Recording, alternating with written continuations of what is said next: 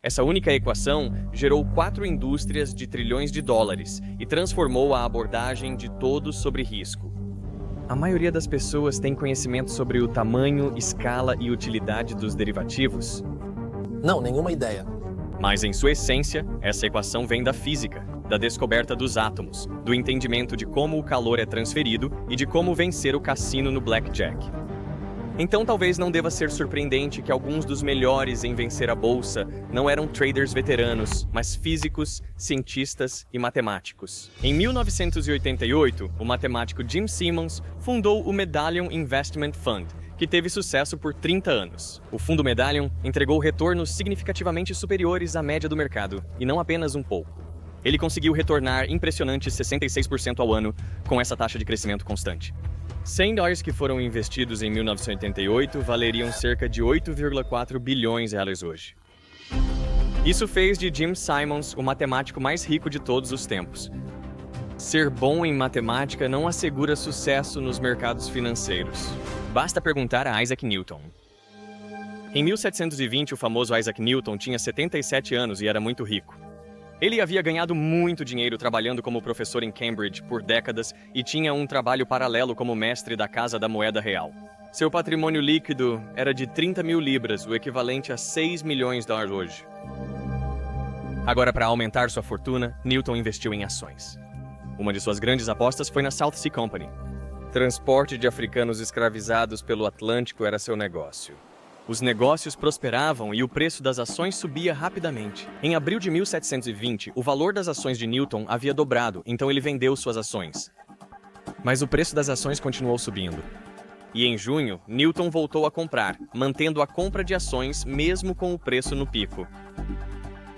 Resumo: Newton não vendeu quando o preço caiu. Ele comprou mais ações, pensando que estava comprando na baixa. Mas não houve recuperação e, no final, ele perdeu cerca de 1/3 de sua riqueza. Resumo: Newton afirmou que consegue calcular os movimentos dos corpos celestes, mas não consegue prever a loucura humana. Então, o que exatamente Simons acertou que Newton errou? Bem, por uma coisa, Simons conseguiu se apoiar nos ombros de gigantes. O pioneiro em usar matemática para modelar mercados financeiros foi Louis Bachelier, nascido em 1870. Os pais dele faleceram quando ele tinha 18 anos e ele assumiu o negócio de vinhos. Ele se mudou para Paris para estudar física após vender o negócio. Ele precisava de um emprego para sustentar a família e encontrou um na Bolsa de Valores de Paris. E dentro estava a loucura de Newton das pessoas em sua forma mais crua. Centenas de comerciantes gritando preços, fazendo sinais com as mãos e fechando negócios.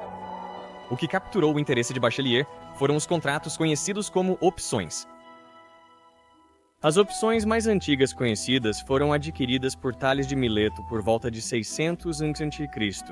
Ele tinha a esperança de uma colheita abundante de azeitonas no próximo verão.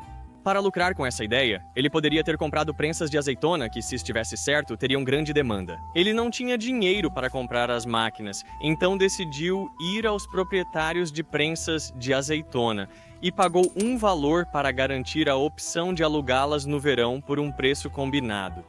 Tales tinha razão quando a colheita chegou. Havia tantas azeitonas que o preço do aluguel de uma prensa disparou. Tales pagou aos proprietários de prensas o valor acordado e alugou as máquinas por um preço maior, e embolsou a diferença. Tales executou a primeira opção de compra conhecida. Uma opção de compra dá a você o direito, mas não a obrigação, de comprar algo em uma data posterior por um preço fixo, conhecido como preço de exercício. Você também pode comprar uma opção de venda que lhe dá o direito, mas não a obrigação, de vender algo a um preço fixo em uma data futura. As opções de venda servem para prever queda de preços. As opções de compra são úteis se você espera que o preço suba. Por exemplo, digamos que o preço atual das ações da Apple é $100. Mas você realmente espera que ele suba. Você poderia comprar uma opção de compra por $10 que lhe dá o direito, mas não a obrigação, de comprar ações da Apple em um ano por $100. Esse é o preço de exercício. Só uma observação: opções americanas podem ser exercidas em qualquer data até o vencimento, enquanto opções europeias devem ser exercidas na data de vencimento. Concentraremos nossa análise nas opções europeias.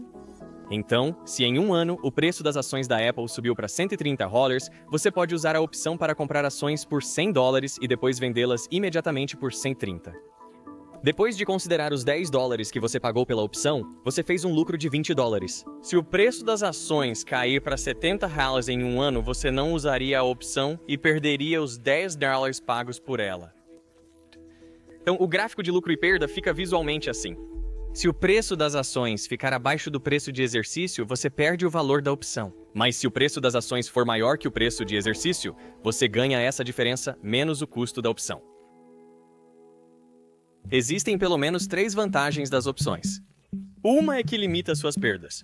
Se tivesse comprado a ação e ela caísse para R$ 70, a perda seria de R$ 30. E, em teoria, você poderia ter perdido 100 se a ação fosse a zero. As opções proporcionam alavancagem como benefício. Se você tivesse comprado a ação e ela subisse para $130, seu investimento teria crescido 30%. Se você comprasse a opção, precisaria investir apenas 10. Lucro de $20 representa um retorno de 200% sobre o investimento. Por outro lado, se você tivesse a ação, seu investimento teria caído apenas 30%, enquanto que com a opção você perde 100%. Negociar opções pode resultar em lucros significativamente maiores. Perdas significativas também. O terceiro benefício é que você pode usar opções como uma proteção. A motivação inicial para as opções era criar uma maneira de reduzir riscos.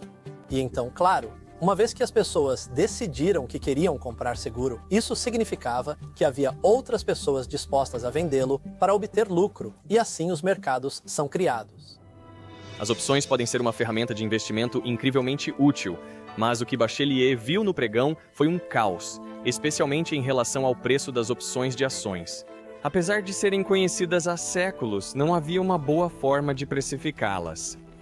Os traders negociavam para determinar o preço correto a ser acordado.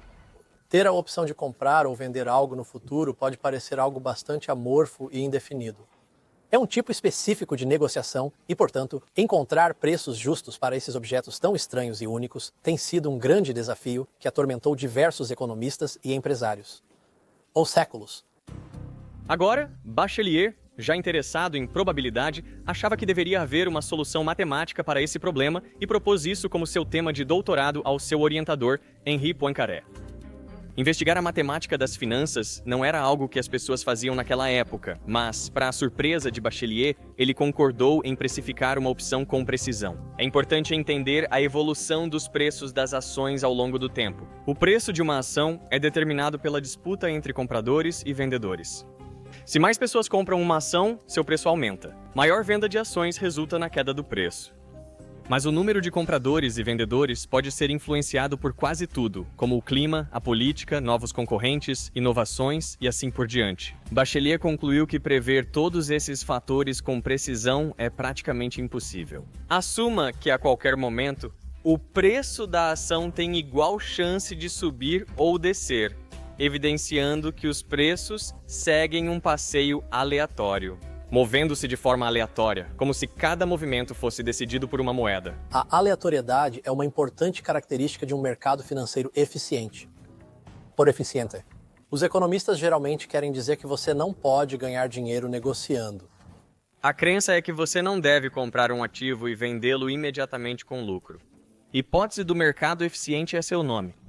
Quanto mais pessoas tentam prever o mercado de ações e negociar com base nisso, menos previsível ele se torna. Esses preços se tornam. Se você e eu pudéssemos prever o mercado de ações amanhã, então faríamos isso. Negociaríamos hoje ações que acreditamos que subirão amanhã. Bem, se fizéssemos isso. Então, em vez de subir amanhã, elas subiriam agora à medida que comprássemos mais e mais das ações, então o próprio ato de prever afeta a qualidade dos resultados futuros e assim, em um mercado totalmente eficiente, os preços de amanhã não podem ter nenhum poder preditivo. Se tivessem, teríamos nos aproveitado disso hoje. Isto é um quadro de Galton. Tem fileiras de pinos dispostos em um triângulo e cerca de 6.000 pequenas esferas de metal que posso despejar pelos pinos. Quando uma bola atinge um pino, há 50% de chance de seguir para a esquerda ou para a direita. Assim, cada bola segue um caminho aleatório ao passar por esses pinos, o que torna basicamente impossível prever o caminho de qualquer bola individual. Mas se eu inverter isso, o que você pode ver é que todas as bolas juntas sempre criam um padrão previsível. Ou seja, uma coleção de caminhadas aleatórias cria uma distribuição normal. e está centrada no meio porque o número de caminhos que a bola pode tomar para chegar aqui é o maior. Quanto mais longe você vai, menos opções a bola tem para chegar. Por exemplo, se você quiser acabar aqui, a bola teria que ir para esquerda, esquerda, esquerda, esquerda até o fim. Então, há apenas uma maneira de chegar aqui, mas para chegar ao meio, existem milhares de caminhos que a bola pode seguir. Nabeshima via o preço de uma ação como uma bola que se move em um tabuleiro de Galton. Cada camada adicional de pinos representa um passo no tempo. Após um breve período, o preço da ação pode variar pouco. Mas após mais tempo, uma gama mais ampla de preços é possível. De acordo com o renomado matemático Bachelier, o preço futuro esperado de uma ação é descrito por uma distribuição normal que está centrada no preço atual e que se espalha gradualmente ao longo do tempo. Mas Shelley percebeu que havia redescoberto a equação exata que descreve como o calor irradia de regiões de alta temperatura para regiões de baixa temperatura. Joseph Fourier descobriu isso pela primeira vez em 1822. Então Bachelier chamou sua importante descoberta inovadora de radiação de probabilidades. Como ele estava escrevendo sobre finanças, a comunidade da física não deu atenção. Mas a matemática do passeio aleatório resolveria um mistério de quase um século na física. Em 1827, o botânico escocês Robert Brown estava observando grãos de pólen sob o microscópio e notou que as partículas suspensas na água na lâmina do microscópio se moviam aleatoriamente. Como ele não sabia se isso tinha a ver com o pólen ser material vivo, ele testou partículas não orgânicas, como poeira de lava e rocha de meteorito. Novamente, ele as viu se movendo da mesma forma. Assim, Brown descobriu que qualquer partícula, se pequena o suficiente, exibia esse movimento aleatório que ficou conhecido como movimento browniano. Mas o que o causava permaneceu um mistério.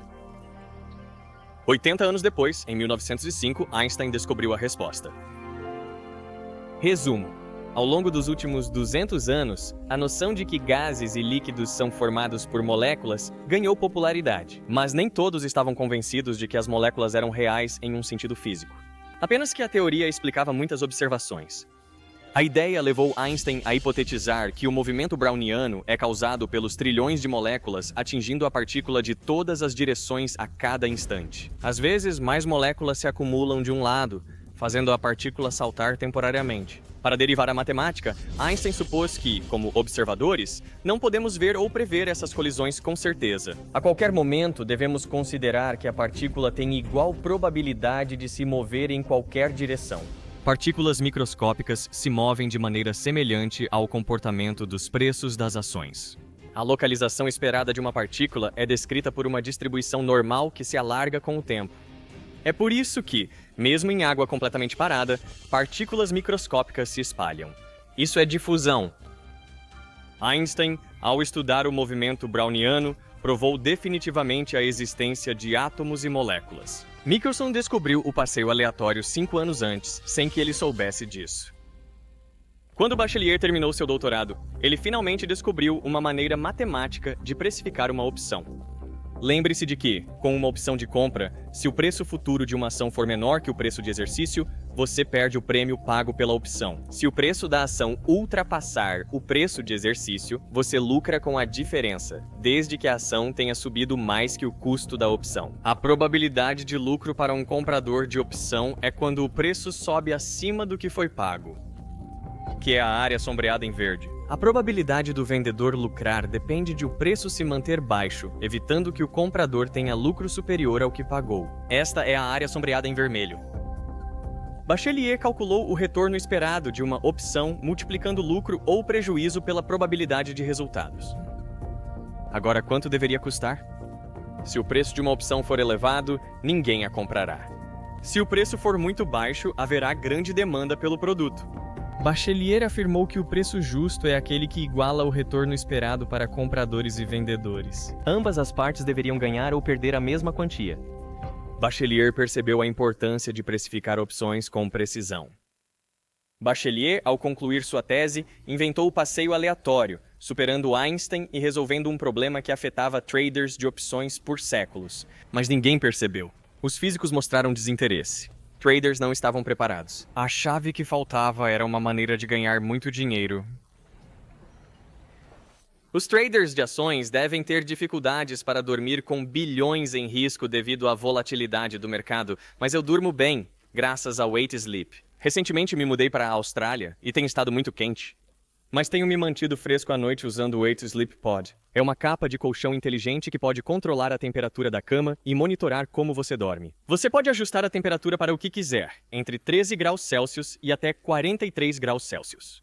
E minha esposa gosta de um pouco mais quente do que eu, então é útil que cada um tenha sua própria temperatura do lado da cama. O pod aprenderá sua temperatura ideal e a ajustará para otimizar seu conforto durante a noite. O piloto automático geralmente resfria à noite e aquece de manhã para facilitar o despertar.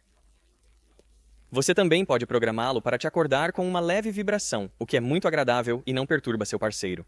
Um toque de telefone irritante. Desde que comecei a usar o pod, notei que estou dormindo mais e acordando menos, tanto antes quanto depois do uso. Então, se você quiser experimentar, clique no link na descrição e agradeço novamente a 8 Sleep por patrocinar esta parte do vídeo.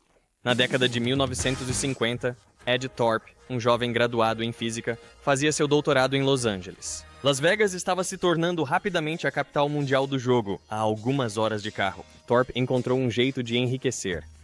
Ele foi para Vegas e se sentou à mesa de blackjack.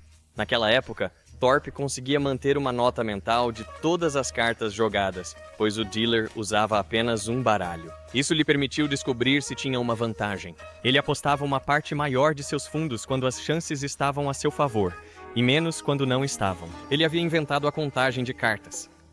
Essa é uma inovação notável, considerando que o blackjack existia em várias formas há centenas de anos, e por um tempo isso lhe rendeu muito dinheiro. Os cassinos notaram a estratégia de contagem de cartas e aumentaram o número de baralhos para minimizar esse benefício. Então Thorpe levou seus ganhos para o que ele chamava de maior cassino do mundo: o mercado de ações. Ele começou um fundo de hedge que conseguiria um retorno de 20% ao ano durante 20 anos, o melhor desempenho já visto na época. E ele fez isso transferindo as habilidades que aprimorou na mesa de blackjack para o mercado de ações. Thorpe foi pioneiro em hedge, uma estratégia de proteção contra perdas em transações de balanceamento ou compensação. Thorpe fez isso matematicamente. Ele analisou cuidadosamente as chances de ganhar e perder e decidiu que era melhor arriscar. Sob certas condições, você pode realmente inclinar as chances a seu favor usando certos padrões para fazer apostas. Bob vende a Alice uma opção de compra sobre uma ação, e agora, com a ação em alta, a opção está no dinheiro para ela. Bem, agora para cada dólar adicional que o preço da ação sobe, Bob perderá $1, mas ele pode eliminar esse risco possuindo uma unidade da ação dessa empresa específica. Então, se o preço subir, ele perderia $1 da opção, mas recuperaria esse dólar com a ação. E se a ação cair de volta para fora do dinheiro para a Alice, ele vende a ação para não correr o risco de perder dinheiro com isso também. Isso é chamado de hedge dinâmico. Bob pode obter lucro com o risco mínimo das variações nos preços das ações. Um portfólio de hedge P a qualquer momento compensará a opção V com uma certa quantidade de delta da ação. Basicamente, isso significa que posso te vender algo. Sem precisar assumir diretamente o lado oposto da negociação, a forma mais eficaz de pensar sobre isso é que eu sintetizei uma alternativa para você. Eu a criei do nada, fazendo negociações dinâmicas e estratégias de hedge dinâmico eficazes. Delta é a quantidade de ações que Bob precisa manter, conforme o exemplo. Muda dependendo dos preços atuais, matematicamente representa quanto o preço atual da opção muda com uma alteração no preço da ação. Mas Thorpe rejeitava o modelo de Bachelier para a precificação de opções. Os preços das ações não são completamente aleatórios. Os resultados podem aumentar ou diminuir com o desempenho do negócio ao longo do tempo. Thorpe desenvolveu um modelo mais preciso para a precificação de opções, considerando a deriva que o modelo de Shelley ignorou. Na verdade, eu realmente descobri o que esse modelo representava no meio do ano de 1967 e, com isso, decidi que o utilizaria para mim mesmo e depois mantive essa informação em segredo para meus próprios investidores confiáveis. A ideia era basicamente ganhar muito dinheiro com isso para todos. A estratégia dele era comprar opções baratas conforme seu modelo. Comprá-la. Se supervalorizada, vender a descoberto. E assim, mais vezes do que não, ele acabava do lado vencedor da operação. Isso durou até 1903. Nesse ano, Fisher Black e Myron Scholes criaram uma equação que mudou a indústria. Robert Merton publicou independentemente sua própria versão, baseada na matemática do cálculo estocástico. Ele também recebe crédito. Eu acreditava que teria a ideia apenas para mim, mas infelizmente, Fisher Black e Myron Scholes a publicaram e desenvolveram um modelo mais robusto, respaldado por uma matemática rigorosa. Os preços das opções, segundo Bachelier, deveriam garantir uma aposta justa para quem compra e vende. Mas a abordagem deles era totalmente nova. Se fosse viável criar um portfólio livre de risco utilizando opções e ações, como TORP com sua cobertura delta, em um mercado eficiente e justo, esse portfólio deveria ter retorno igual à taxa livre de risco. O retorno do mesmo dinheiro se investido em títulos do Tesouro do Sycamore Hill. A suposição era que você não estaria assumindo riscos, então não deveria ser possível receber retornos extras. Black Scholes e Merton, assim como Thorpe, aprimoraram o modelo de Bachelier para descrever as variações nos preços das ações ao longo do tempo. O texto indica que, a qualquer momento, esperamos que o preço da ação se mova aleatoriamente, seguindo uma tendência geral de alta ou baixa. Ao unir as equações de Black Scholes e Merton, eles derivaram a equação financeira mais famosa. O preço de qualquer contrato está relacionado a ativos como ações e títulos. No ano da publicação da equação, foi fundada a Chicago Board Options Exchange. Por que razão essa equação é tão importante assim? Como para as finanças, como isso mudou o jogo? Ao resolver essa equação diferencial parcial, obtém-se uma fórmula explícita para o preço da opção em função de vários parâmetros de entrada. E pela primeira vez, você agora tem uma expressão explícita onde você insere os parâmetros e sai esse número para que as pessoas possam realmente usá-lo para negociar. Isso resultou em uma rápida adoção da ideia acadêmica pela indústria em todas as ciências sociais. Em apenas alguns anos, a famosa fórmula de Black Scholes foi amplamente adotada como referência no mercado financeiro. Para Wall Street, para a negociação de opções, o mercado de opções negociadas em bolsa explodiu e agora é uma indústria de trilhões de dólares. O volume neste mercado tem dobrado a cada 5 anos, então isso é o equivalente financeiro à lei de Moore. Existem outros negócios que cresceram tão rapidamente como o mercado de swaps de crédito, o mercado de derivativos de balcão e o mercado de dívida securitizada. Todos esses são indústrias de trilhões de dólares, que de uma forma ou de outra utilizam a ideia de precificação de opções de Black Scholes Merton. Isso abriu uma nova forma de se proteger contra qualquer coisa. E não apenas para fundos de hedge. Praticamente todas as grandes empresas, governos e investidores individuais utilizam opções para se proteger de riscos específicos. Você gerencia uma companhia aérea e teme que a alta nos preços do petróleo impacte seus lucros. Usando a equação de Black Scholes Merton, é possível proteger esse risco de forma eficaz. Você define o preço de uma opção para adquirir um ativo que segue o preço do petróleo. Essa opção paga se os preços do petróleo aumentarem, ajudando a cobrir os custos mais altos do combustível. Resumo: o modelo Black Scholes Merton ajuda a reduzir riscos e oferece alavancagem. Traders otimistas enfrentam vendedores a descoberto de hedge funds que apostaram contra as ações da GameStop. Ações aumentaram cerca de 700%. Bem, a GameStop é um exemplo realmente interessante por várias razões, mas as opções desempenharam um papel importante nesse exemplo porque um pequeno grupo de usuários neste subcanal do Reddit, Wall Street Bets, decidiu que os gerentes de fundos de hedge que estavam vendendo as ações e apostando. Como a empresa estava caminhando para a falência, os investidores precisavam ser punidos, então compraram ações da GameStop para tentar aumentar o preço e reverter a situação. Acontece que comprar a ação não foi suficiente, porque com $1 em dinheiro disponível, você pode comprar $1 em ações do mercado. Mas com $1 em dinheiro, você pode comprar opções que afetam muito mais do que $1 em ações. Talvez em alguns casos seja possível observar uma relação de 10 ou 20 dólares em ações para cada $1 em opções. E assim, existe uma alavancagem natural embutida nesses ativos financeiros. Isso fez com que os preços subissem muito rapidamente. E o que isso causou foi que esses gestores de fundos hedge perdessem muito dinheiro rapidamente. Qual é o tamanho deste mercado de derivativos? Qual é a dimensão total de toda essa área que surge do modelo de Black Scholes Merton? Existem estimativas sobre o tamanho dos mercados de derivativos e primeiro vamos esclarecer o que é um derivativo. Um derivativo é um ativo financeiro complexo cujo valor realmente deriva de outro ativo financeiro subjacente específico. Então, uma opção é um exemplo de derivativo. Em geral, o tamanho dos mercados de derivativos globalmente é da ordem de várias centenas de trilhões de dólares. Como isso se compara ao tamanho dos ativos subjacentes nos quais se baseiam? São múltiplos dos ativos subjacentes. Eu só preciso interromper este momento porque parece meio louco que você tenha mais dinheiro escrevendo sobre as coisas que são baseadas na realidade do que a própria coisa. Isso mesmo, exatamente. Então, por favor, me explique como isso realmente faz sentido, pois as opções permitem que você adquira a coisa subjacente e a transforme em 5, 10, 20, 50 coisas. Esses pedaços de papel que chamamos de opções e derivativos basicamente nos permitem criar muitas versões diferentes do ativo subjacente.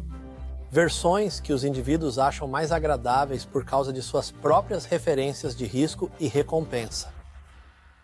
Isso torna os mercados financeiros e a economia global interconectados? Mais estáveis, menos estáveis ou sem qualquer efeito? Todos os três.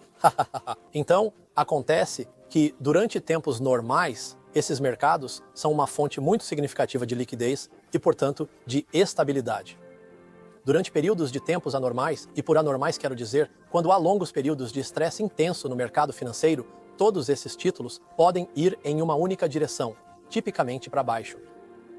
E quando eles caem juntos no mesmo tempo, isso cria uma grande e significativa queda no mercado. Então, nessas circunstâncias, os mercados de Durham podem agravar esses tipos de deslocamentos de mercado. Merton e Scholes ganharam o Nobel de Economia em 1997. Black foi reconhecido por suas contribuições, mas faleceu 2 anos antes. Vamos lucrar com opções, mas agora Black e Scholes compartilharam isso com todos. Os fundos de hedge, com a nova fórmula de precificação de opções, precisam encontrar maneiras mais eficazes de identificar ineficiências de mercado. Entra Jim Simons. Antes de Simons ter qualquer contato com o mercado de ações, ele era matemático. Seu trabalho em geometria de Riemann foi fundamental em várias áreas da matemática e da física, incluindo teoria dos nós, teoria quântica de campos e computação quântica. A teoria de Chern-Simons fundamentou matematicamente a teoria das cordas. Em 1976, a Sociedade Americana de Matemática premiou-o com o prêmio Oswald Veblen. Mas no auge de sua carreira acadêmica, Simons foi em busca de um novo desafio. Em 1978, ao fundar a Renaissance Technologies, ele utilizou o aprendizado de máquina para identificar padrões no mercado de ações. Padrões oferecem oportunidades para ganhar dinheiro.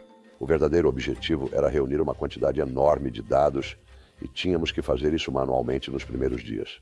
Fomos até o Federal Reserve e copiamos. Taxas de juros históricas e similares não eram registradas em computadores. O mercado é complexo, tornando difícil fazer previsões com certeza.